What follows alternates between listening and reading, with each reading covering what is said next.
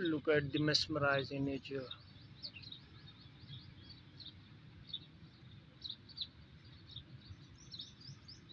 This is the place where the first women Prime Minister of Pakistan, Benazir Bhutto, had been murdered on 27th December 2007.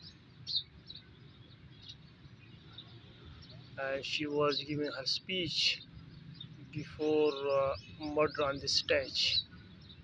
This was the stage where she was giving her speech, and she was really a charismatic personality.